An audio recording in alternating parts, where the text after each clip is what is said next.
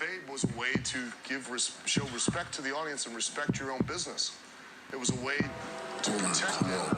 But to be the man, you gotta beat the man. And I'm saying, we are the generation that you make your rules and we will.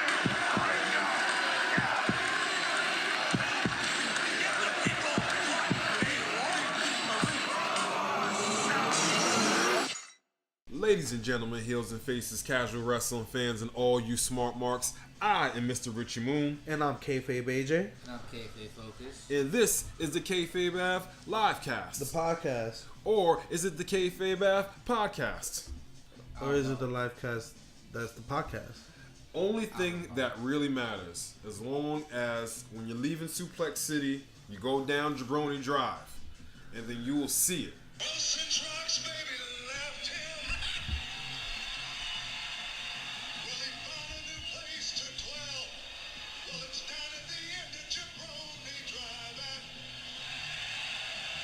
That's right. Located right in the heart of SmackDown Hotel. Gimmick Street and Kayfabe Kayfabe Ave. Ave. Right in the corner. Today, I like the top fives. Today, we're doing top 5 matches of 2018. Now, we do realize 2018 is not over yet. We're in November. It's almost over. It's almost over. We got one more month, but so much high quality matches that I feel like we can run this down at this point. Oh yeah, we're gonna start it off. Listen. So what's the criteria? We're gonna start it off just like that. We haven't heard one of those in a while, so just that you want to start it off with that.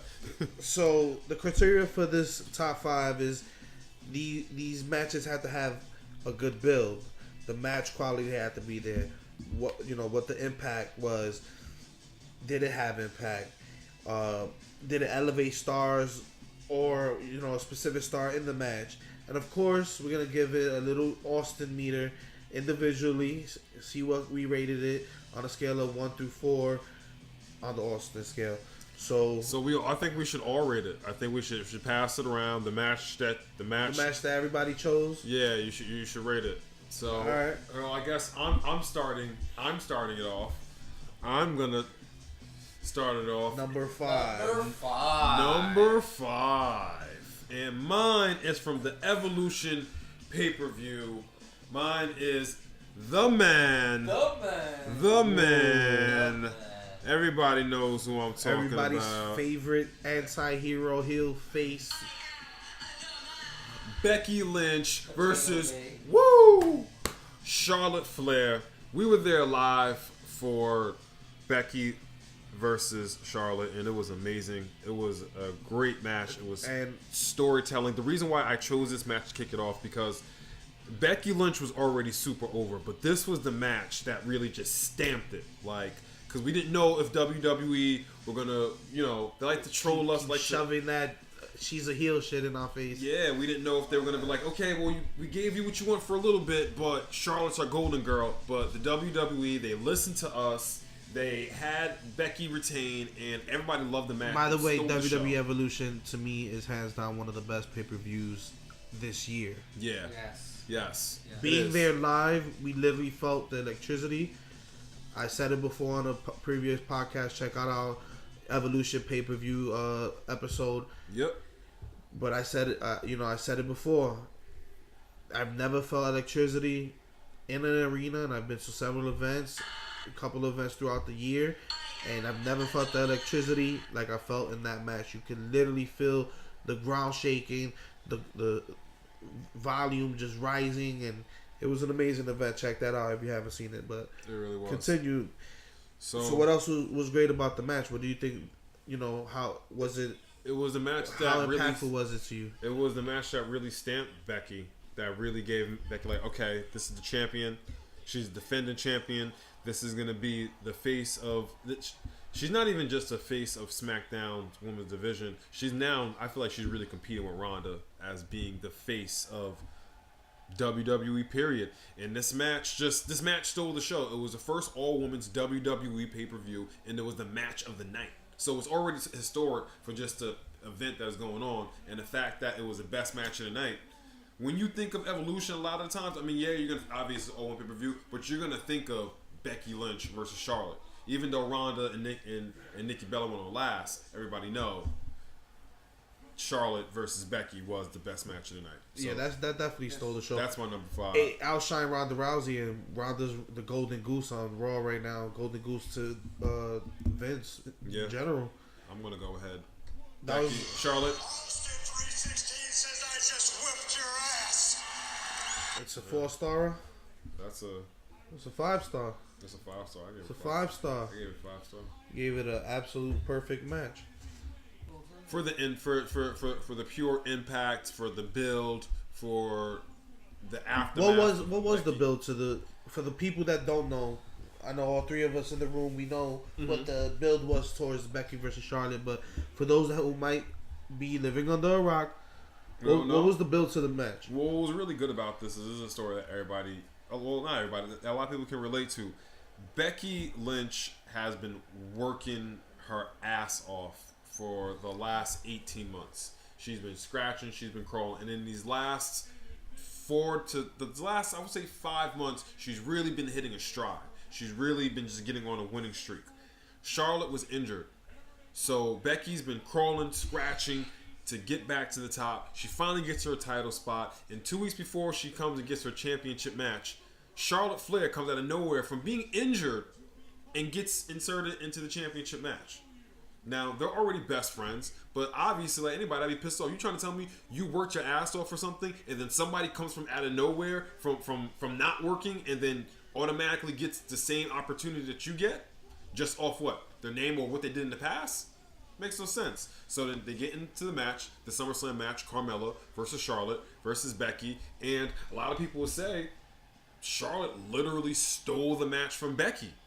Yeah, and she did. Yeah, she stole the match. And WWE We were there. Was pushing. You We guys were there. Me and Kayfabe AJ and Kayfabe Focus were definitely there live in the building for SummerSlam, and yeah, they come off. Charlotte definitely stole it, and everybody in the crowd was like, definitely at that point, it was a switch.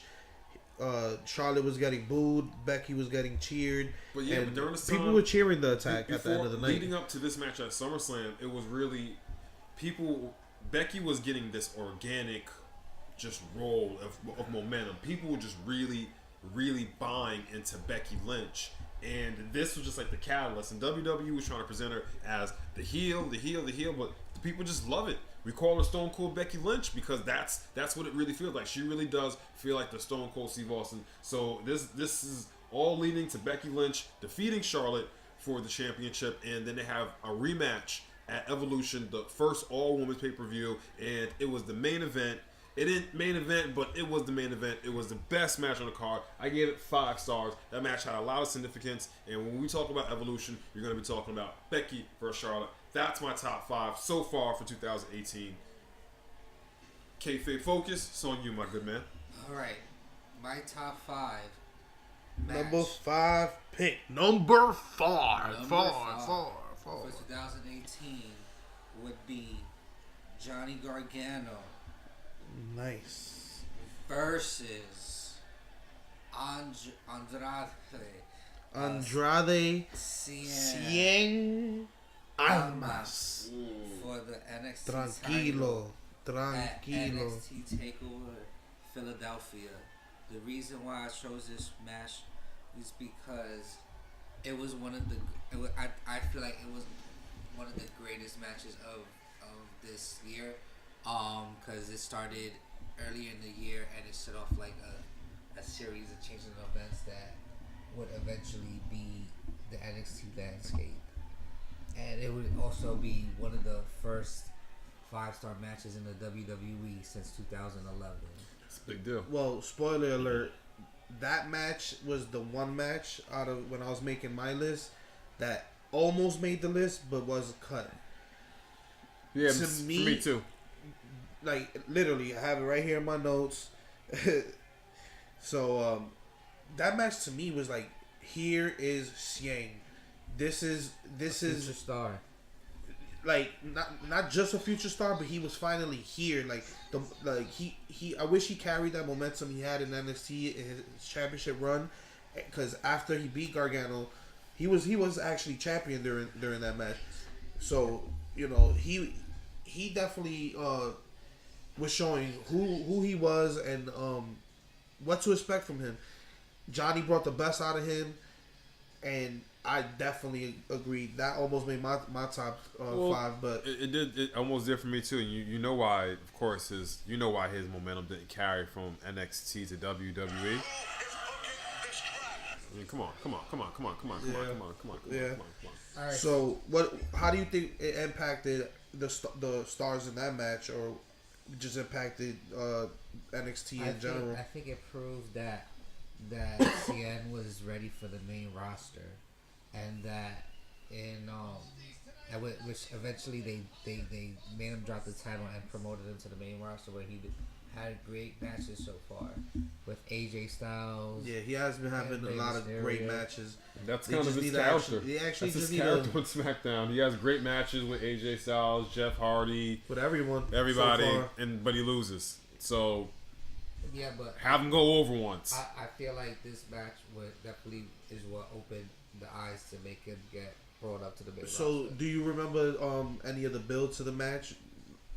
Yeah, I remember because I think the general manager William Ringo, he announced like a couple matches, and then it was the winners of those matches would go to like a fatal 4-way match to determine the number 1 contender for the NXT Championship. I think and Gargano. That was during the rise of Gargano, right? When Ciampa was out, and Gargano was kind of on his losing streak at first, and then started gaining his momentum back. Yeah, so it was Gargano, Killian Dane, Black, and Lars Sullivan in that fatal 4-way, at which Gargano won after Black was distracted by the Undisputed Era, and that made him the number 1 contender for the NXT title, which Cien Almas had. Hey, I remember that match. That was a really good match. That was a really special. Yeah, Andrade came out on top. I specifically remember the spot where that was the first time that Aleister Black was pinned in the NXT ring, right? It was like that 4-way match, right? Yeah. I think it was Adam Cole that pinned him. I specifically remember that match where wait. Where Johnny is on the. You're talking about the fatal 4-way for the number 1 contendership. Yeah. Where Johnny's like on like this outside. Match was actually just Andrade versus Gargano. Yeah, but he said at the same time he said when Aleister Black, the first night that Aleister Black got pinned. I remember Johnny was sitting in the corner on the outside, and Andrade just came running at him with the knees, but it was on the outside though. Oh my gosh, it was crazy. Yeah, that was. Yeah. Alright, so that's my number 5 match. All right, so I guess it's my turn. Yes, my number 5. What? I said 5. What? 5. What? 5-timers club. How many times have Booker T been WCW championship? 5 times. Okay. 5 times. But this is my 5th pick, and you know what it's full of. You already know. Yep. I think they're gonna be all over this list if you really watch every type of wrestling that's going on right now. And okay.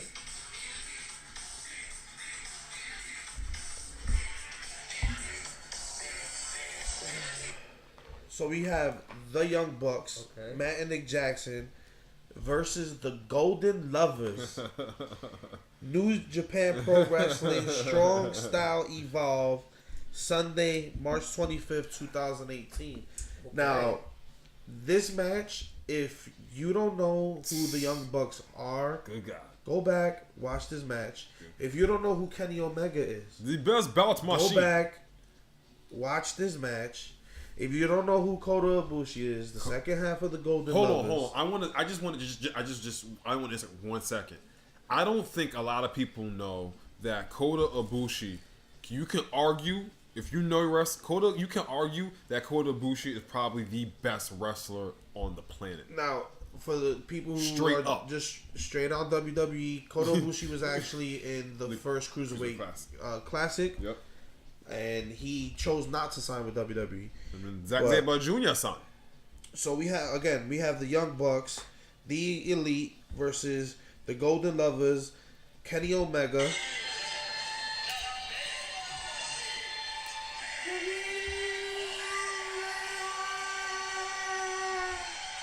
And his partner, Kota Ibushi. Now, this match, Oh my gosh. just the build up made it so special because this was a time in the Bullet Club Elite era where Cody was already trying to become the leader and he was trying to push out Kenny Omega. So the tension between Kenny and Cody spilled off into the Young Bucks and Kenny, and Matt and Kenny are known to be best friends. So during this entire time, they've been having tension, and Matt's kind of not been having Kenny's back, and Kenny's trying to reach out and everything, and you know, Matt is torn between Cody and Kenny. So they have this match. Kenny Omega ends up redeeming himself with his former tag team partner Kota Ibushi. They reform the Golden Lovers, and they start having like a good tag team run together. So, just the match was like, you saw the ring psychology. You just saw like the storytelling playing throughout the whole match. You see Matt Jackson's like reluctance to go against Kenny, and actually not even reluctance at certain points. There was points where he was begging Kenny to hit him and to really take him serious as a competitor, and it just felt like a blood feud, but with like real love and friendship in the match. This is also when the Young Bucks are becoming heavyweights, and this is also the time that the Golden Lovers are just coming back together. And at the pay-per-view before this, Kenny Omega, after the Golden Lovers had made their tag team debut, had said, "We're the best tag team in the world," which brought out the Young Bucks, which added even more tension onto everything that you already said that was going on. So I just wanted to add that. One of the spots that made me really go back and remember this match was when Matt is literally like telling Kenny like, hit me, and Kenny's like looking at Matt and he's like, I really can't do this. Oh my god, dude! And remember the spot? He just has to like V-triggering the shit out of him. Remember the spot where Ibushi like grabbed Kenny's hand and told him like he pointed he points at the guns. Gesture, put the gun in his head like, do it, like V-trigger right now. It was a great story, and it was just a tug of war between loyalty to the Golden Lovers and loyalty to the Elite. So, you haven't seen that match, go back. You need to go back. It's New Japan Strong Style Evolved from Sunday, March 25th, 2018. The Young Bucks versus the Golden Lovers. And honestly, there's no doubt about it. On the Austin meter, it's a straight solid number 5. Yeah. Austin 316 says I just whipped your ass. The end of the match even saw the reformation of the Elite. Cody even came out and they all buried the hatchet and even welcomed Kota Ibushi into the fold, and they had the Golden Elite. That's when the Golden Elite tag going on. So big things, big changes in that situation. If you do like the Elite, you want to reminisce, definitely go back. That's my number 5. That's so ill that I had to actually change my number 4 because that was my number 4 pick. I literally just had to change my number 4 pick. I had a backup. I had a backup in a pocket just in case. Yeah. That's how good that match was. That's a testament to how good that match was. Oh my god, that's one of my. Oh my god, it's one of my favorite matches. Just the storytelling, the match still selling the back from January. That match happened in what? What was that match happened in March? That happened March 25th. That match happened in March. Matt's still selling it back from January, from Wrestle Kingdom. Just all attention, the layers, the hard hit. Oh my gosh. You go watch that match. Please do. That's why we're trying to make sure we got you informed. Make sure you know what pay-per-views they're coming from. Know the dates. We want you to go back, and we want you to look at New Japan and Ring of Honor. And even if it's WWE, we want you to look at that too. We want you to go back, appreciate these good matches. So on to number 4, Mr. Richie Moon. Number 4 for life. So my number 4, change on the win, but I had this as a backup, was from the G1 Climax. Okay. Okada versus Tanahashi. Ooh. Now, listen. All right. If you That's New Japan. know who Okada or Tanahashi is, I'm going to break it down. So if I can break it down in WWE's term, Tanahashi is John Cena and Okada is Randy Orton. These guys are just classics, the faces of their company. The story going into it is that Okada, the G1 Climax is the most grueling tournament in wrestling, period. The G1 Climax happens over, I'm pretty sure, a month, and wrestlers go, it's like a tournament, go through a point system, and I think you end up wrestling like 10, 11 matches through it, and you know, it's out in Japan. I think there's about like 7, 8 matches per bracket. Yeah, like on each side. There's an A block, there's a B block, yeah.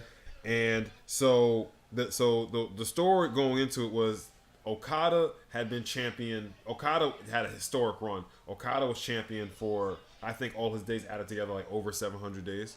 But this last run, he was champion for like I think it was like over a year when he lost to Kenny Omega in Dominion in June.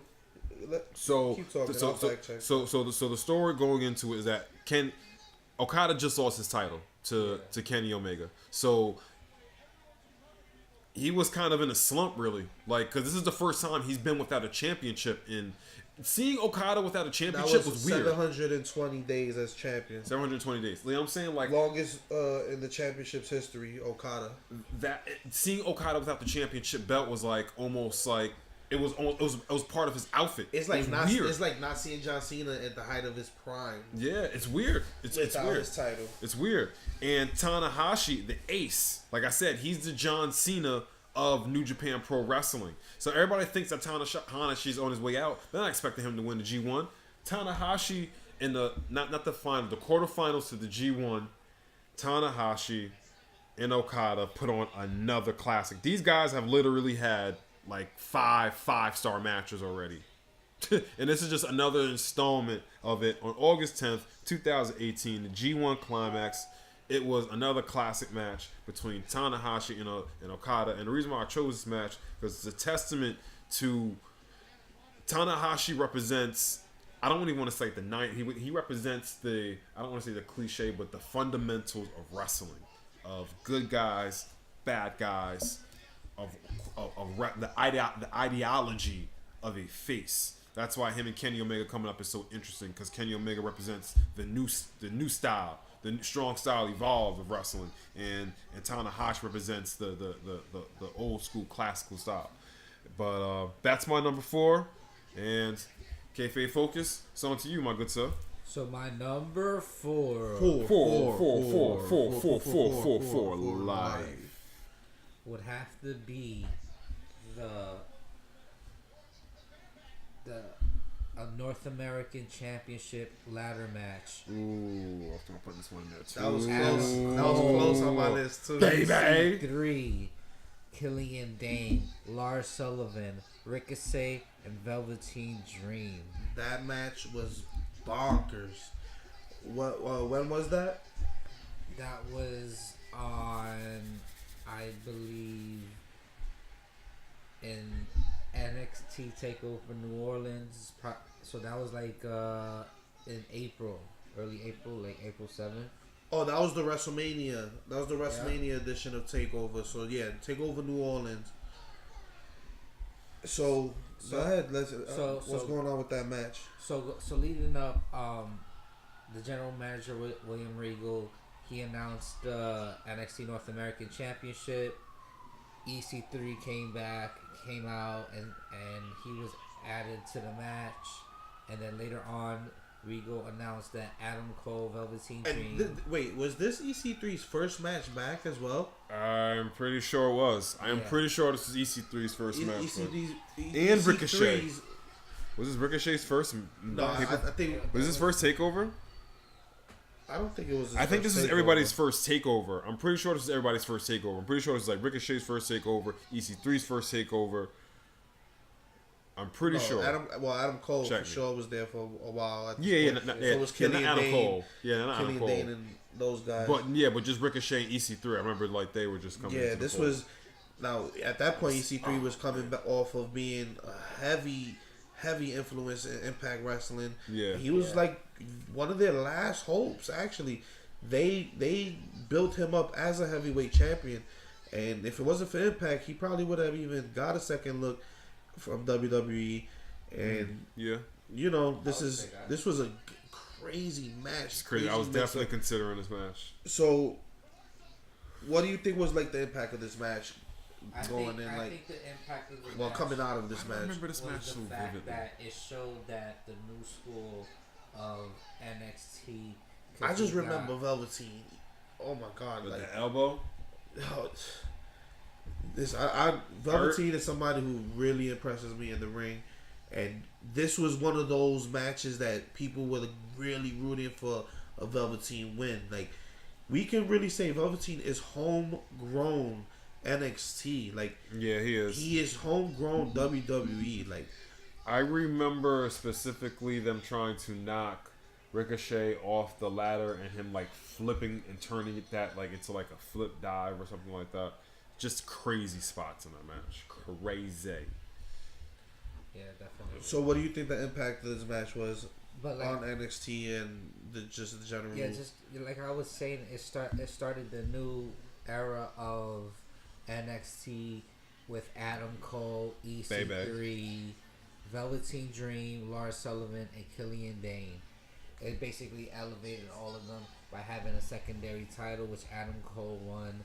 And it started. This was the debut of the UK. The UK North American, the North American Championship, right? Yes, the inaugural match. A damn beautiful looking belt. Yep. The inaugural. And yeah, man. So, what coming off of that match on the Austin meter? What would you rate this? I give it a 5. A 5. That's back.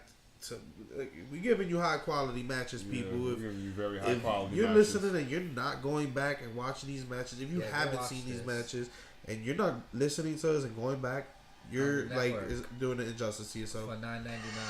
Austin 316 says I just whipped your ass. Gave it a number 5. That was his number 444 pick.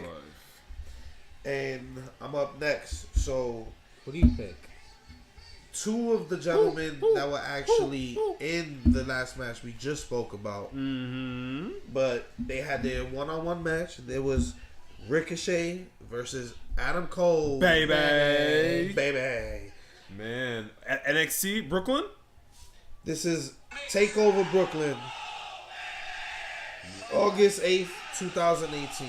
You know why I remember that so clearly? Because we were there. We were there. We were definitely there.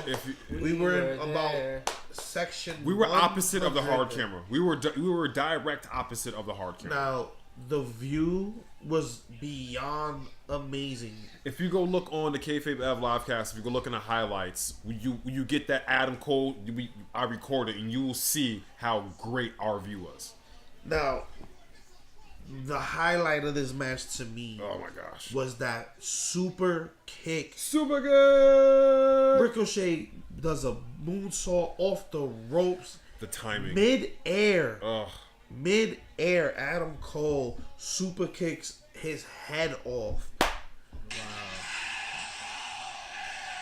Yo, the timing of that was perfect. This is just another example of why Adam Cole is as great as they say, and he's proven it time and time again. Like they play him as the heel that runs away sometimes, but he gives it up in the ring. And this was for the I'm sorry, I keep saying UK. NXT UK's out. There's a lot of NXT going on. All right, North American. The North American Championship. This was for the North American Championship, and Adam Cole's, I think, trying to regain. No, Ricochet's trying to get it for the first time. Yeah. Adam Cole actually came off of that ladder match we just discussed. Yeah. And won it, and this was the second time he's already had it. Yeah. So this is reign number 2 in Adam Cole's career as North American champion. Ricochet's going for the title, and the back and forth, the high risk, the athleticism, like ring awareness, everything was on point. This is definitely. I don't want to just keep sounding like broken records, but this is a number 5 on the Austin meter. 316 says I just whipped your ass. What? Said it just whipped your ass. What? This was Said just as kicked far their as ass. as far as Impact goes. Ricochet comes off with the win. This starts Ricochet's first ever championship reign in WWE's atmosphere in NXT. Big things for Ricochet, and Yes. we actually just came off of watching NXT Takeover War Games. where Ricochet actually pulled off the win. Along with Pete Dunne over Same Adam time. Cole, baby. So, big things happening for Ricochet. He's still champion as we speak. Go back and watch it again. This was Takeover Brooklyn from August 8th. Now we're going to number 3. Number 3. Number 3. 5, 4, 3, 3, 2, 3, 3, 3, 3. And my number 3 comes from one of the best events. I mean, it gave me WrestleMania vibes. Crown Jewel? I just really love the greatest. I just love that bald Michaels, Triple H, Undertaker, and Kane match. I was gonna put it as number 1, but The greatest Royal. but As far as Crown Jewel goes,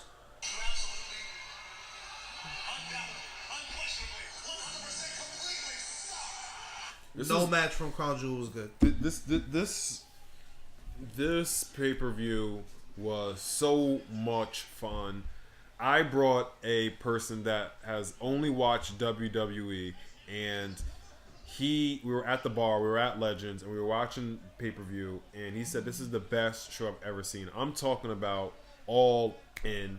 I am talking about Cody versus Nick Aldis for the NWA World Heavyweight Championship. Listen, this is how real it is. Look at my notes. Aldis Cody. I was heavily considering him for my list. I had to put that in there. Didn't make it though. I had to put that in there because the significance of All In, and also the significance of the NWA really being put back into the forefront.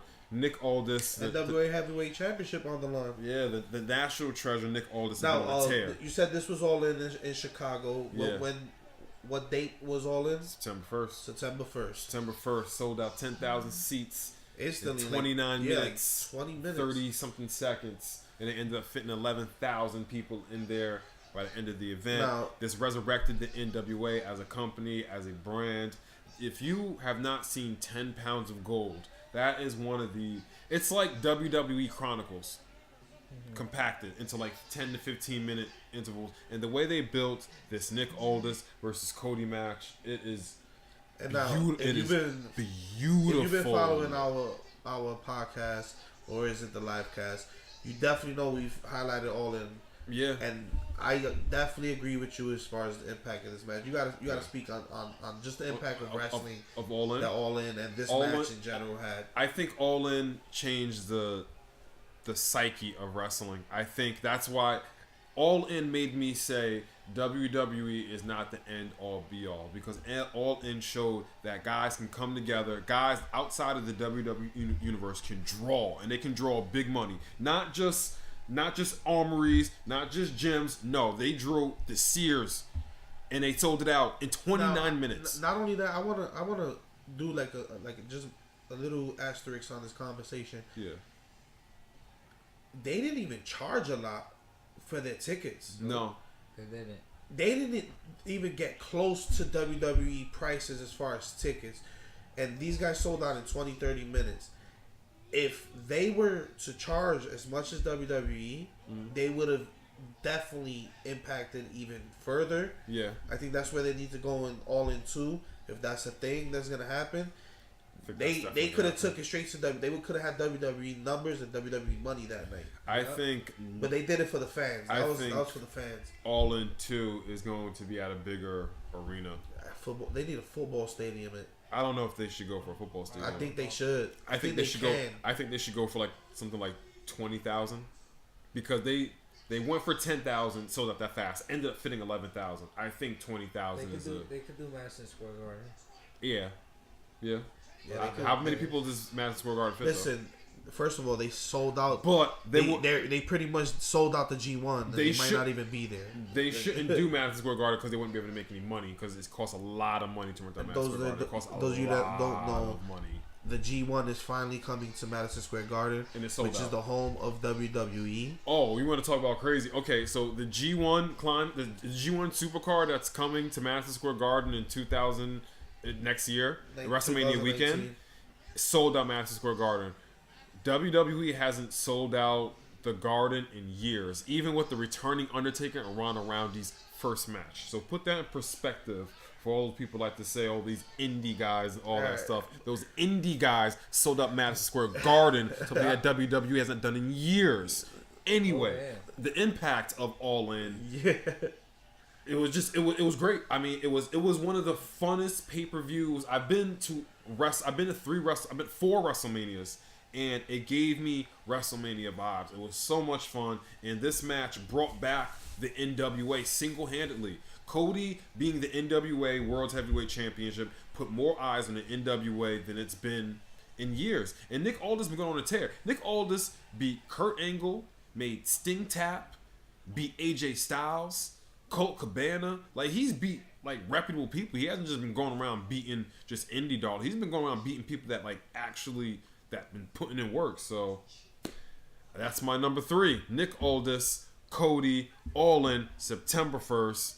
Go watch All In. If you haven't watched All In, shame on you. You know what? You know what happens? What happens? Do you want to know what happens? What happens? When you haven't watched All In?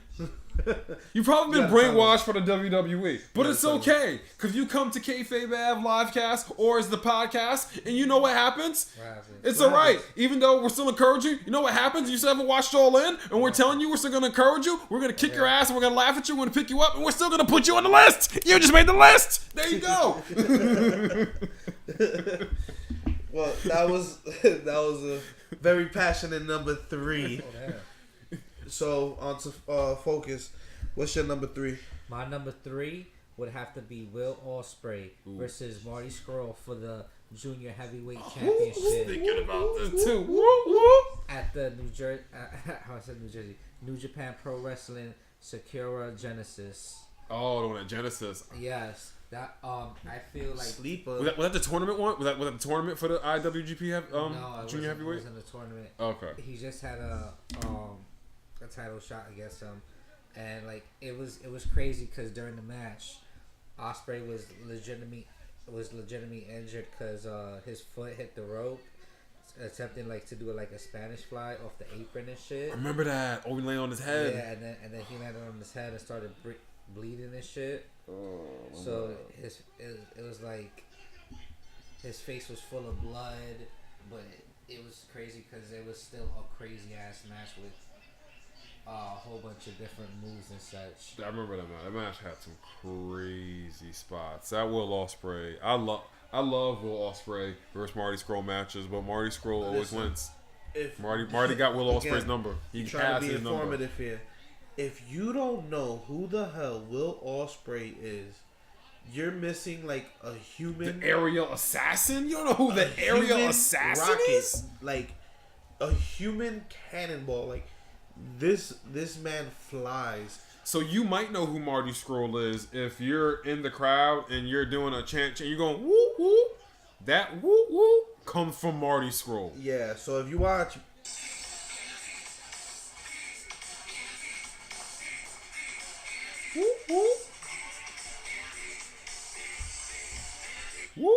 know that Woo Woo is for Marty Scurll. Now, if you're at a WWE event and you're doing that and don't know where it's from, that's where it's from. Educate yourself. So, yeah, I give that match 5 on the Stone Cold scale. Number 5. I think these are like 5s. Oh wait, I around. didn't give my. Oh, go ahead. Go ahead. Number 5. And Well, for Cody versus Nick, I give that 4 stars. a 4-star. Yeah. No, but definitely go watch. Yeah, definitely. Watch that Will Ospreay versus Marty. Marty Scurll and Will Ospreay have had so many But good that match in matches. particular, it was amazing. Yeah. The thing with that match too is like I feel those are two guys who are the future and current of wrestling. Period. Yeah. They both have potential to be future heavyweight champions and really carry the business. I just honestly in Will Ospreay's situation, I just hope he can tone down his. He's turned down his work style. Work a little Yeah, bit. he's turned it down. Just so he can last longer because he's Yeah. amazing. Another guy who turned down WWE.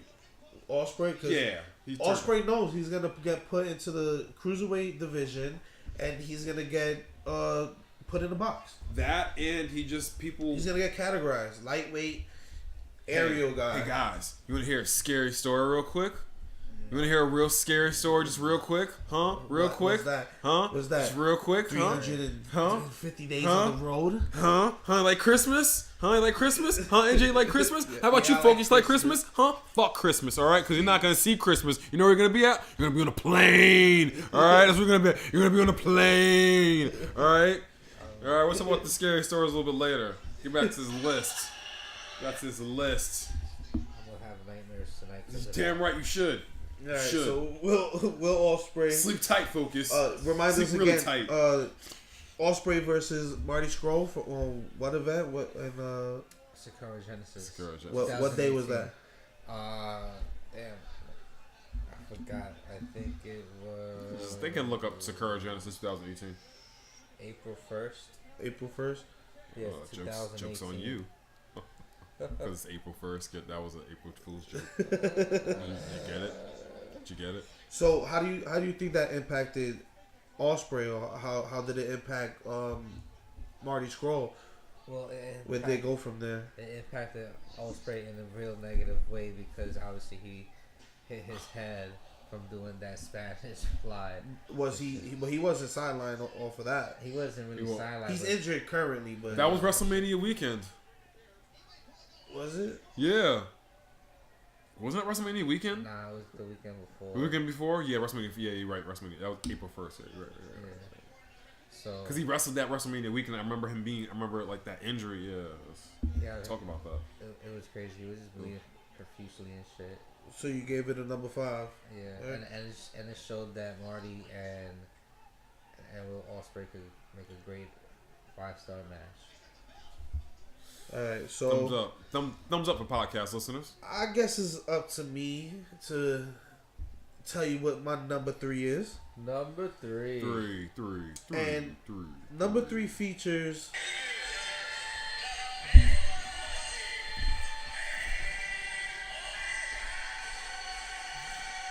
I'm doing the Kenny Omega podcast listeners. The Big Bout Machine, Kenny Omega. Guess who's his opponent? Who? Guess. Who?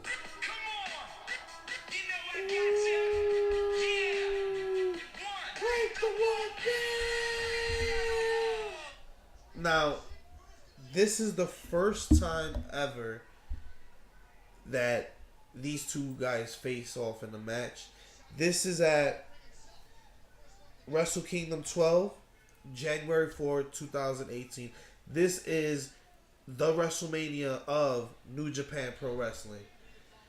And this was the main event. Jericho's second stint in New Japan, because he was there early on in his career. Now he's doing full time in New Japan. This is his first match for the promotion, and this is coming off of months of attacking Kenny Omega from behind and pretty much Jericho handpicked Omega as his opponent. At this time, Omega wasn't the IWGP Heavyweight Champion yet. I believe he had just became the IWGP United States Champion. The inaugural United States Champion. Going into this match. This match wasn't for the title. Nah, it was a title match. Was it? Yeah, it was a title match. But it just didn't. Jericho was so big, that got overshadowed. The title definitely got overshadowed. It didn't matter. This was like the first huge WWE guy coming over to New Japan for the first time, and Jericho's no, it's not the first on the level, not the first, but on the level of Jericho. No one. Jericho's the GOAT. Jericho's not only he's the GOAT. A lot of people could say they're the greatest of all time, or could be spoken of in that conversation.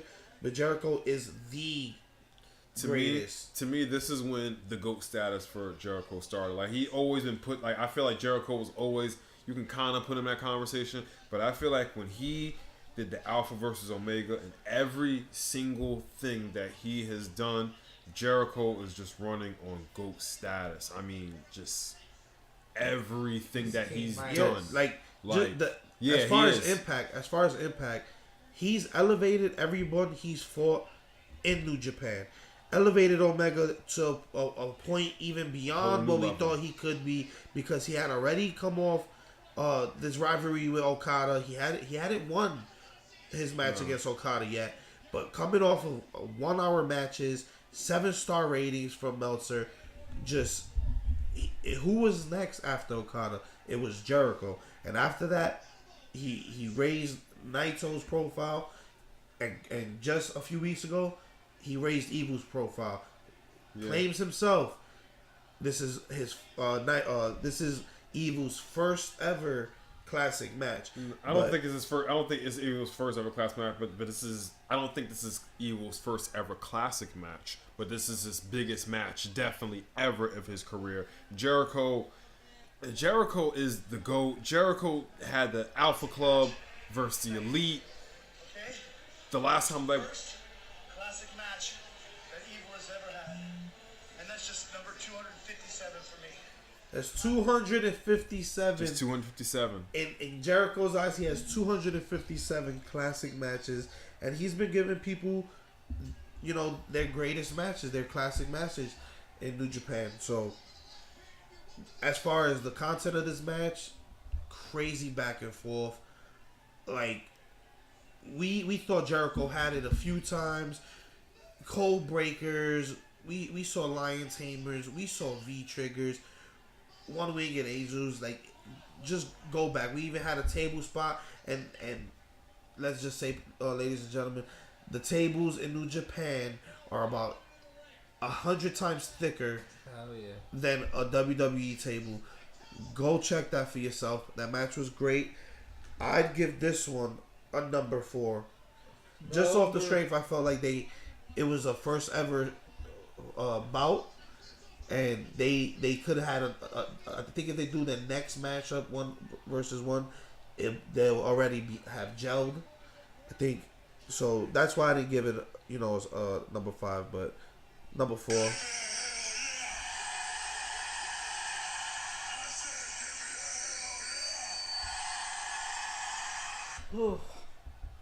And that's my number 3. Woo. So on to number 2. Sweet.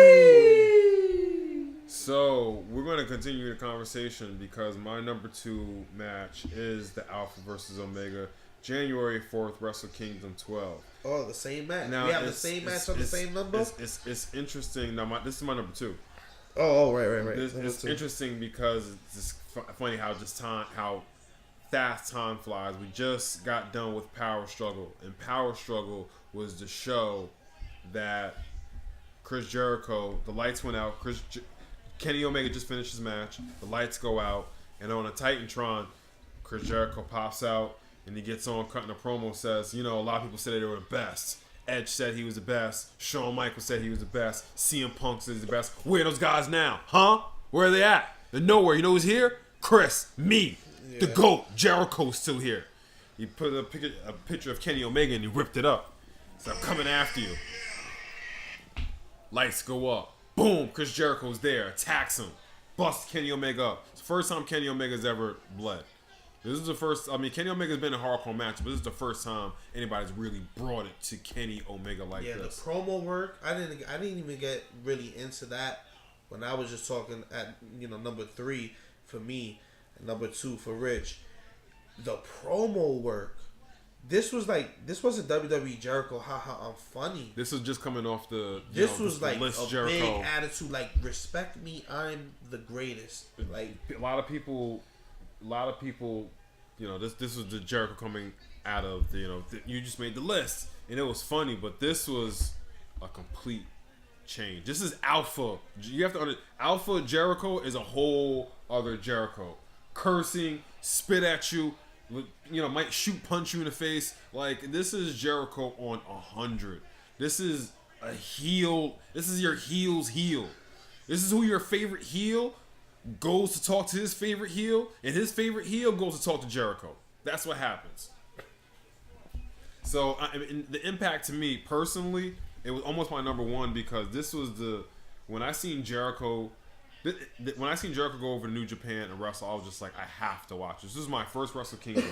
And this is when Kenny Omega was building his legend as being the best bout machine. This is when this is after the legendary match that he had a year prior to that with Okada at Wrestle Kingdom 11. That's just like regarded as maybe, you can argue that's maybe one of the greatest matches ever of all time. So Kenny Omega's building his legend of being the best bout machine, and then you have that's actually the match that was like kicking me in the head. That broke the internet. That was kicking me in the head. Like, hey, watch us. Hey, watch this. No. Stop and watch. And yeah. And that's when after that I was hooked to Kenny Omega matches. That's when Kenny Omega talks about changing the world. That's what he's talking about. Kenny Omega is trying to change the art form of wrestling. Like him, the Young Bucks, the Elite. I see you. Like they're trying to change the art form, and a lot of other guys. I don't want to get into names because a lot of people were missing. I see you. Speaking of, this is the worst hardcore match I have ever seen. Please fast forward this crap. It's actually not. I just needed a way to put this in the word. It's really not. It's actually a pretty badass hardcore match. Tommy Dreamer just Death Valley Tribe this while guy. we talk about wrestling. The second one. This is ECW Bailey Legal. What, 98? I think it's 2001. 2001? But this is still when this is prime ECW. You know what I'm saying? It's badass ECW. But yeah, man, Alpha versus Omega. For me personally, it was just a match because it brought me over to New Japan. It really opened my eyes. This is when I started watching Being the Elite. This is when I fully converted over. And I'll straight up say it. Listen, WWE is number 1 because of money and their prestige and where they've been. But as far as wrestling and storytelling, go watch New Japan Wrestling. That their storylines are up to par, dead serious with the MCU. They have stories going on for years that finally culminate. You know what I'm saying? That these nuggets they've been dropping to you literally for years that finally culminate. This match with Kenny Omega, you know what I'm saying? Like, even another story for another time. But that's my number 2. All right, Focus is on you. My number 2. Sweet would have to be this year at Dominion New Japan Pro Wrestling, June 11th at the Osaka Joe Hall. Kenny Omega versus Okada in the 2 out of 3 falls match for the IWGP Heavyweight Championship. And guess who won that one? Well, I already know who won that one. Who won that one? Is it you know who won that one? Do you know who won that one? Do you know Who? who that? Who?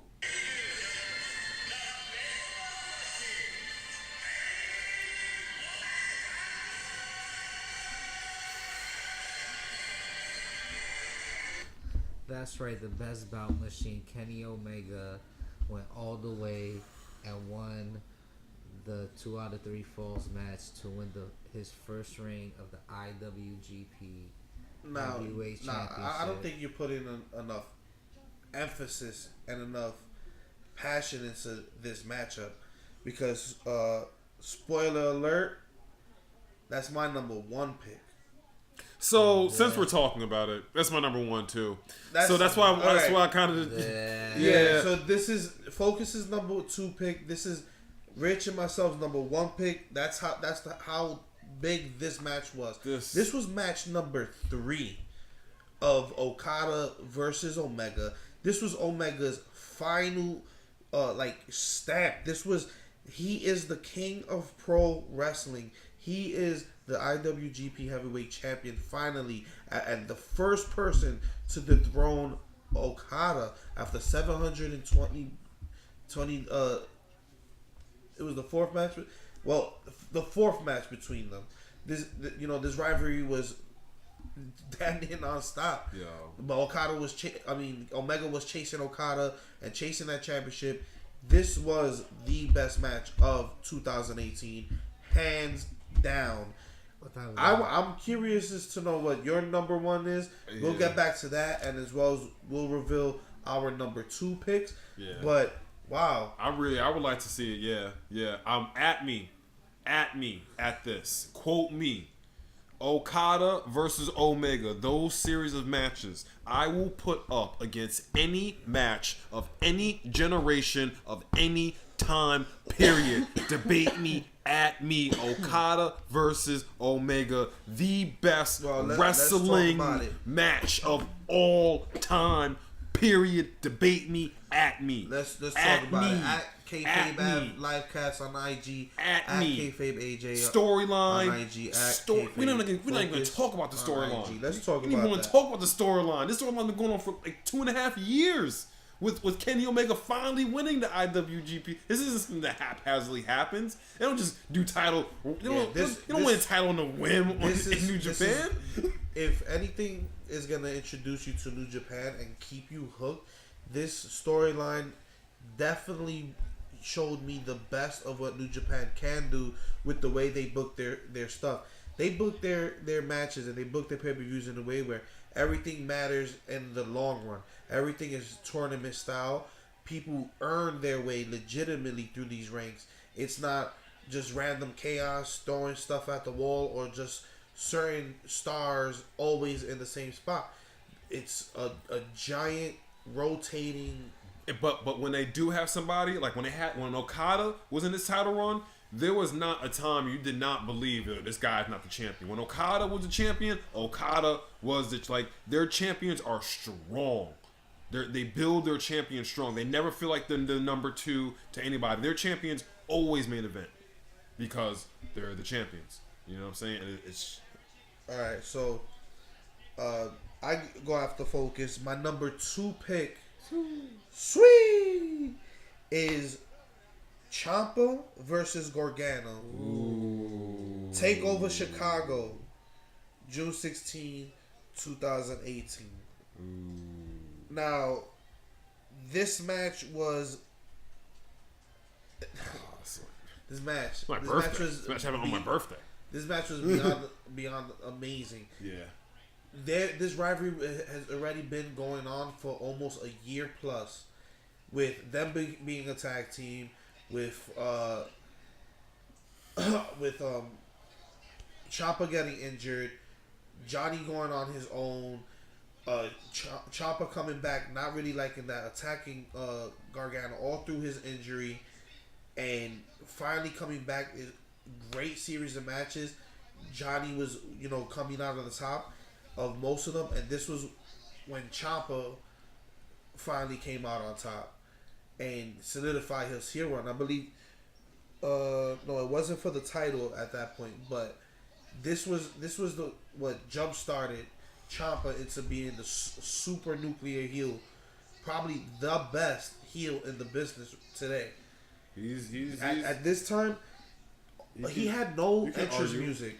His entrance music was the boos of the crowd. I missed that. I missed that. He had nuclear Missed heat. that. Missed that. Nuclear heat. I can throw any match, Gargano versus Ciampa, and it's an instant classic of 2018. But this one to me stood out of all of them. I need you right now. Go back and check it out. This is my number 2 pick. Ciampa versus Gargano. TakeOver Chicago, June 16, 2018. Rich, let's hear your number. My number 1. 2. Nah, I didn't. No, you did. No, your number. Well, Your number 1, remember? Yeah, both basically spoil y'all number 1. Yeah, so you got to do your number 2. So y'all both might as well talk about it together. And shit. I mean, my number. I told my number 2 already. I said your number 1. Oh, my number 1. Oh. We're on number 1. My number 1. Yeah. Which one was your number 2 again? My number 2 was Alpha versus Omega. Oh, right. Yeah. So, yeah, I I had to spoil. The number 1 was my number 1 was Okada Omega. Was Okada Omega at Dominion? You still have a number 1 I'll to give show you. us. I'll give you a hint. It was already mentioned in one of your lists. Oh. Try to guess which one. I'm going with Young Bucks versus the Golden Lovers. No. The Becky Lynch versus Charlotte. No.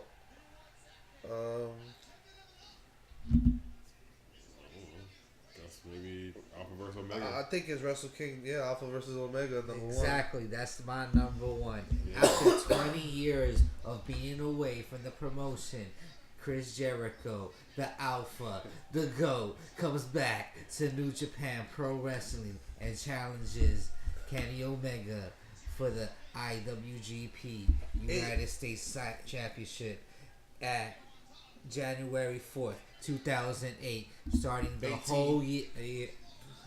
Yeah, 2018. 2018, starting the whole year of the best bout machine. That's the bout machine. Best bout machine.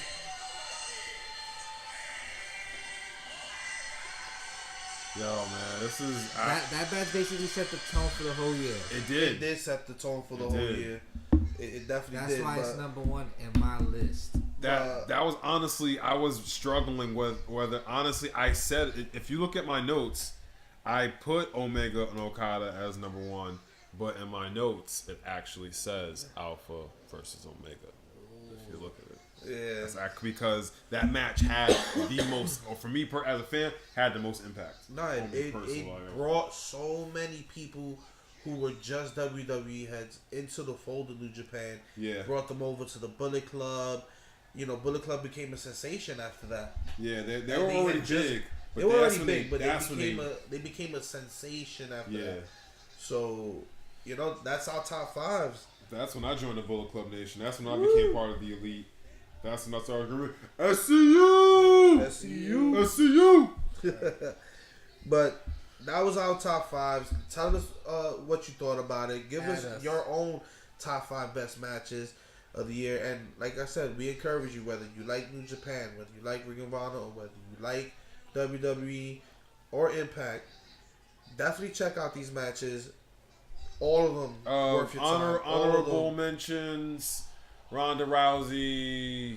Let me see. Triple H, Stephanie McMahon, Kurt Angle. Yeah, that's pretty good. Honorable mentions: I really liked the Shinsuke Nakamura versus AJ Styles match at Money. Which one was it? It was a Last Man Standing match. Oh yeah, that one was pretty good. Joe AJ Styles. Minoru Suzuki versus Ishii. Oh for the my British gosh! Heavyweight Championship. The entire G1 Classic. Seriously, the entire G1 Classic. The Cruiserweight Classic was pretty good. They didn't have another Cruiserweight Classic. I'm talking about that. Mae Young Classic was pretty good. There's a lot of good. There was a lot. There's some. Will Ospreay versus Walter. Any and every. You need takeover, to go watch that. Oh my gosh! Any takeover.